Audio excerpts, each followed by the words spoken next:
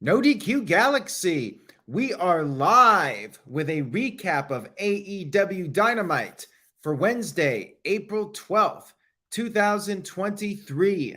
Shout out to the early birds for tuning in early in the chat room. Caleb Jacobs, Don Bowen, Eric, Nick Glavin, Matthew, Randy Engel. Thank you all for tuning in early. Dave Scheffler, Darren G. Mohammed, Justin Petrie. Thank you all. I appreciate it. Now, let's get into Dynamite. We kicked off the show with Darby Allin versus Swerve Strickland, the two Seattle guys. Shout out to Defy Wrestling. You had Jungle Boy, Jack Perry, and Sammy Guevara watching backstage. Swerve went for a handshake. Darby did not fall for it. Smart baby face. Darby was on fire in the early moments. Dived to the outside and then jumped off the top rope to the outside with a swanton. Swerve and Darby brawled around the outside of the ring. But then Swerve started with the dirty tactics, using Darby's own neck chain as a weapon, using Darby's belt. Darby started fighting dirty as well. Darby bit the foot of Swerve and applied a leg bar. Then both of them ended up on the apron, and Darby applied a reverse Hurricane Rana, which sent Swerve to the floor. The crowd chanted, "Holy shit." Back in the ring, Darby came off the top with the coffin drop, but then Prince Nana put Swerve's foot on the rope. Remember, the Mogul affiliates, they merged with the Embassy. Now they're one faction. Brian Cage was out there. He protected Prince Nana.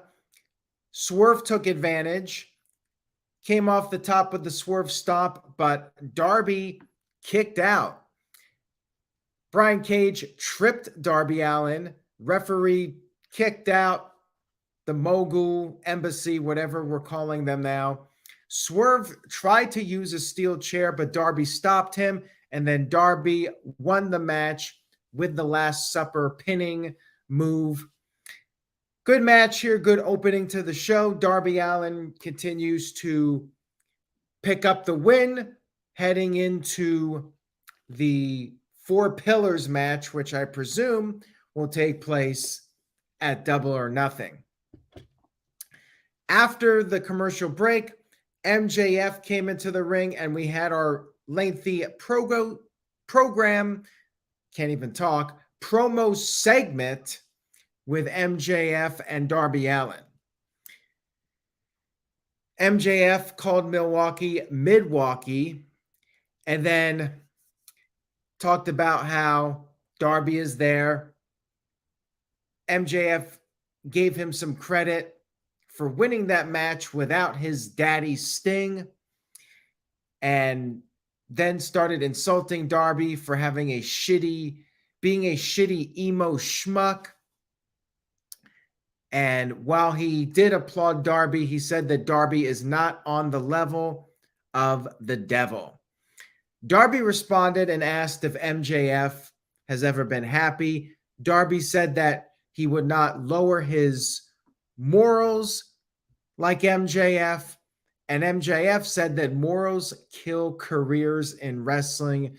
MJF said he will do whatever it takes to leave a legacy in wrestling as the greatest of all time, and then said that Darby's legacy will be as Sting's bitch. Sting then showed up in response to MJF saying that Sting was Darby's babysitter. Sting was throwing pom-poms at MJF, saying that he sees himself more as a cheerleader than a babysitter, and then brought up how he doesn't want to hear anything else about Cody Daycare, a reference to Cody Rhodes mentoring MJF during the early months of AEW. Sting got a big pop for that line, and he said that he is a mentor to Darby, just like Ric Flair was a mentor to Surfer Sting. Sting brought up how he evolved after that. He became the Crow. He became Wolfpack Sting. He gave a shout out to Kevin Nash and the late, great Scott Hall. And then Sting said maybe there's even a little bit of Joker left in him. But Showtime is almost over. However, Darby's Showtime is just getting started. And Darby Allin, as Sting said, will one day become AEW World Champion. MJF then spit in Darby's face before fleeing the ring and taking off. This was a good segment. I enjoyed it. It went on a bit long, I thought, but Sting was awesome. I liked Sting's part of the promo, and MJF did well as usual. Solid segment here. Nice usage of Sting, and I wonder if we'll get an MJF versus Sting match before Double or Nothing. You might as well. I want to see it now. And Matthew, I think they're just going to do the Four Pillars match because they've been talking about it for years. They even made a t-shirt out of it. And my feeling is it's not really going to be the match that people buy Double or Nothing for. I think it's going to be the Elite versus the Blackpool Combat Club, but more on that in a few moments here. We had footage of Will Hobbs arriving in his car, and he told the valet guy to make sure nothing happens to the car. If you've watched anything from the Attitude Era, you know where this is going. Will Hobbs made quick work of this guy, Salius Young. I think he's a Ring of Honor guy. And it was a quick match. TNT title was on the line for some reason. After the match was over, of course, Wardlow showed up outside the arena. He smashed the car with a pipe and then got in a forklift and turned the car over with it. Hobbs was furious, of course. Hobbs was going to power bomb Young through a table that was set up by the ramp. Wardlow then showed up. They brawled. Wrestlers tried to separate them. Aaron Solo ended up being power bombed through the table by Wardlow. And they did announce that Wardlow will get his rematch for the TNT title on next week's Dynamite. I'm not sure what's going to happen here. Hobbs just won the title. Is Wardlow going to lose yet again?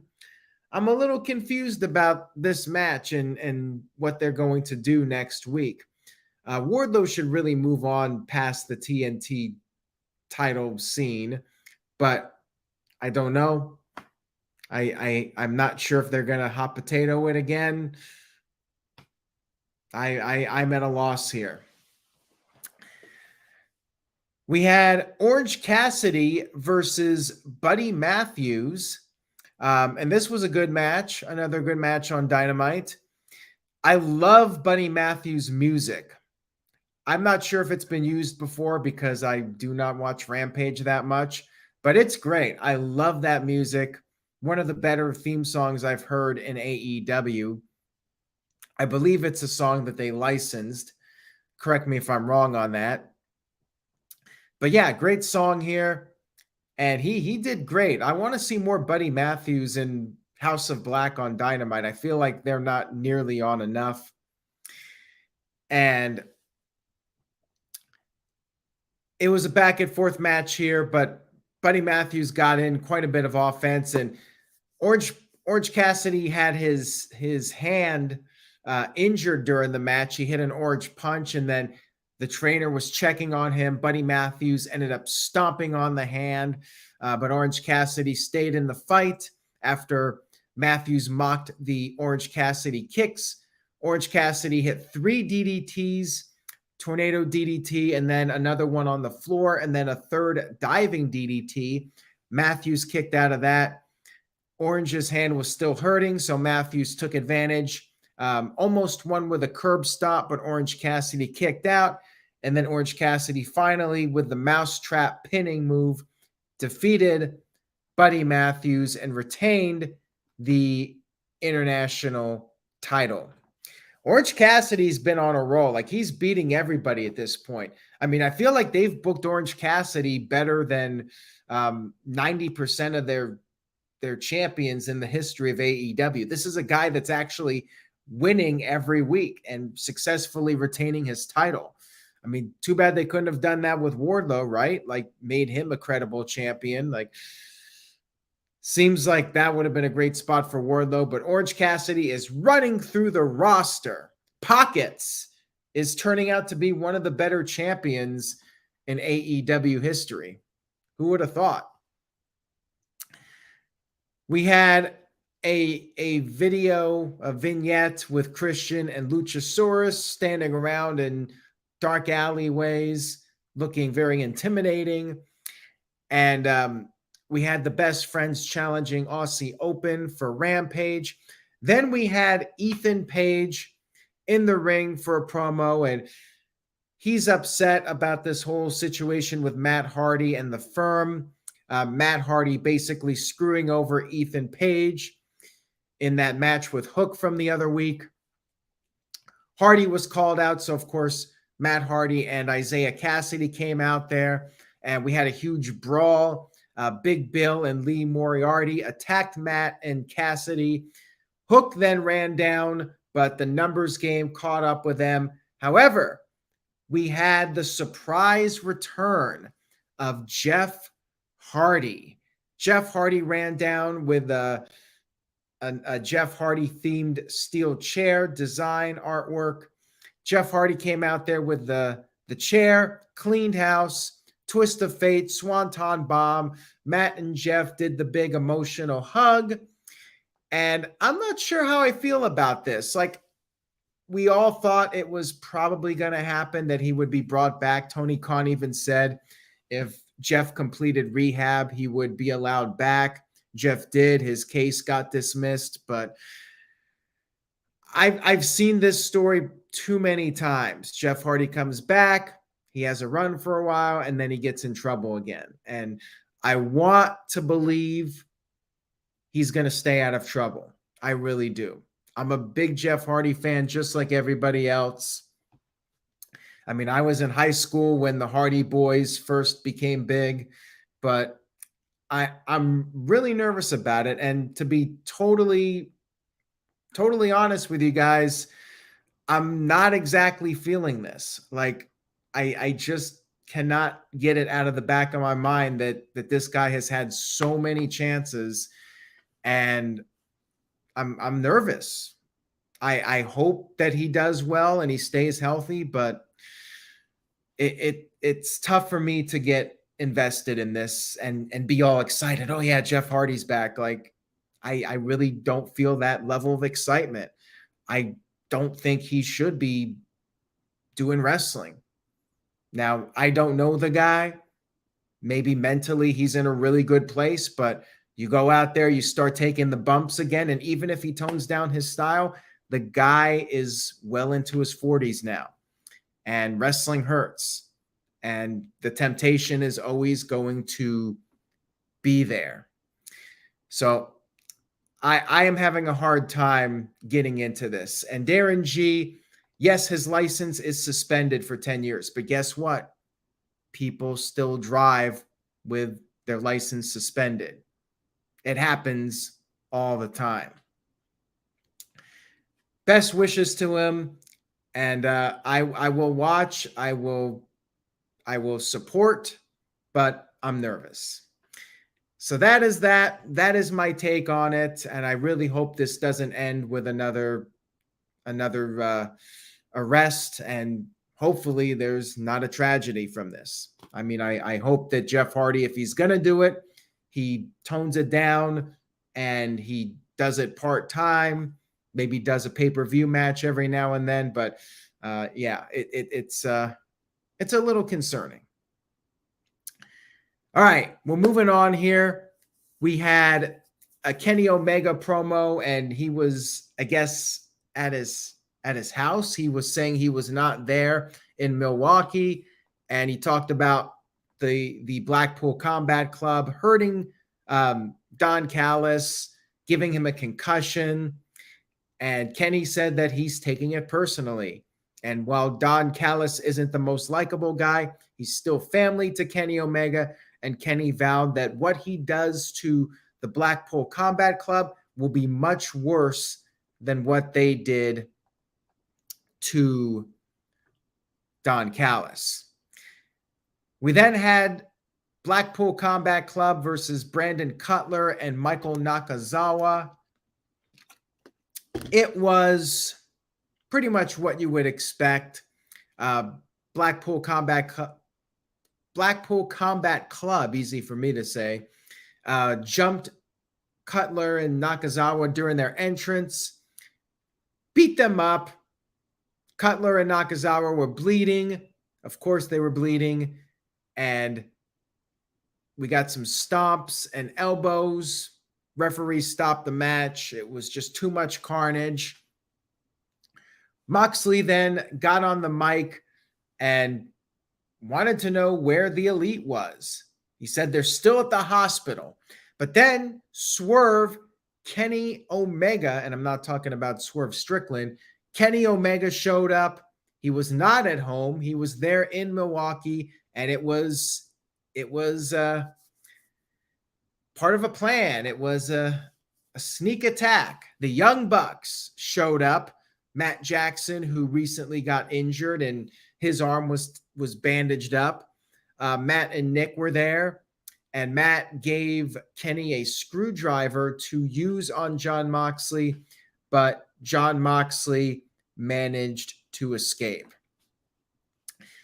We're getting another tease for a potential blood and guts match or Anarchy in the Arena. They may end up doing both before this feud is over.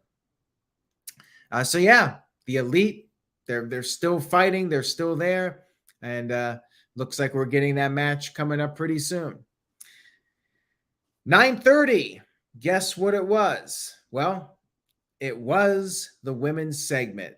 Riho and Sky Blue versus Ruby Soho and Toni Storm. Basic match here in the semi-main event spot. Sky Blue got in some offense, but at the end of the day, this was a showcase match for the Outcasts. They picked up the win. Toni pinned Sky Blue with the Storm Zero. And then after the match, the attack continued. They brought out the spray paint. They spray painted Riho, triple power bombed her. And eventually, after a while, Jamie Hayter ran down, but she got attacked. It was 3-on-1. And then Britt Baker finally showed up, and then they cleaned house and cleared the ring. And it was announced on next week's Dynamite in Pittsburgh, it will be Britt Baker and Jamie Hayter teaming up against Ruby Soho and Toni Storm. There you go. And we had our main event of the evening, which was Chris Jericho versus Keith Lee. Grandpa Lee. What do you guys think about the Grandpa Lee look? I think Keith Lee might be younger than me. I'm 40. Somebody tell me how old Keith Lee is. I mean, the guy looks like he's 60 now with his gray hair, but you know what? I'm not going to gray hair shame. It's different. I'll give him that, badass grandpa, Mike from Breaking Bad, total badass. So you can have the old look and still be a badass and still destroy people. So Keith Lee's out there with his gray hair versus Chris Jericho. And Keith was showing off his strength. Jericho got kissed on the forehead. So Lee with a little bit of the mind games. Yeah, Keith Lee is 39, so he's actually younger than I am. Lee started to make a comeback after Jericho took control during the commercial break period. Lee with a pounce, spine buster. Jericho avoided a power bomb by gouging the eyes, applied the walls of Jericho, but Keith got to the rope. And then you had Danny Garcia out there interfering. Lee finally hit the power bomb, but Danny got in the ring. Referee was distracted, and Swerve Strickland showed up and attacked Keith Lee, which led to Chris Jericho getting the win. So that feud is continuing. And then after the match was over, Keith Lee showed up, or not Keith Lee, Adam Cole showed up, and they did reference that Keith Lee and Adam Cole had a feud, which of course was in NXT. Adam Cole came down there, talked to Keith Lee, and then they walked up the ramp together. Kind of an odd ending. I thought they would get in the ring and clear the ring of Jericho and Danny Garcia, but they just walked up the ramp, and that was that. So I thought it was a strange ending to the show.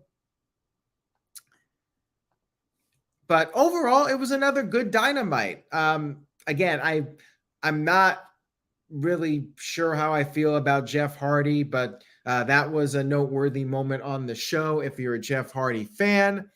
And the wrestling was solid pretty much the entire show. So I am giving it a solid B. Next week should be very interesting with the TNT title match, Wardlow versus Hobbs, although I'm really curious to see what they do as far as the booking of that match. And we do have the Britt Baker match in Pittsburgh. Hopefully they get the main event spot. I mean, they really should, considering it's Britt's hometown instead of the 9:30 spot, but we'll see on that one. Anyways, guys, thank you all for tuning in tonight. Much love and appreciation. Thank you for watching. If you enjoyed the video, give it a thumbs up on YouTube. Spread the word. Stay tuned to NoDQ.com for the very latest. And remember, say yes to NoDQ.com, and I will see you all next time.